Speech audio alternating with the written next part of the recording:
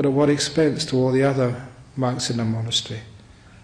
I remember once when we had an alcoholic come and stay with us, and he was going through detox in our monastery, which was, number one, very dangerous, because we didn't really have enough understanding about the medical effects of going through detox. But also, this was a character we really didn't know about. We didn't know whether he was going to be violent or create any problems at all. But at that time, I gave him the benefit of the doubt. But I had to really be concerned about all the other people in the monastery as well.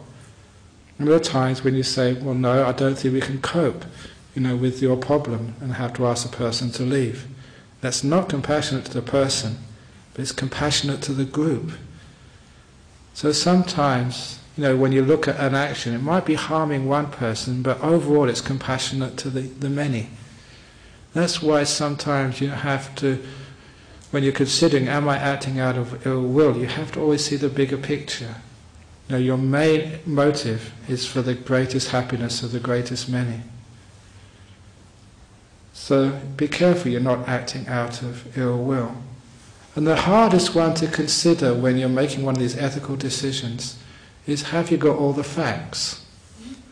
In the case of that doctor performing that abortion, he had the time and the expertise actually to see what his options were. To ask other doctors, other specialists, to see whether there's any other alternative.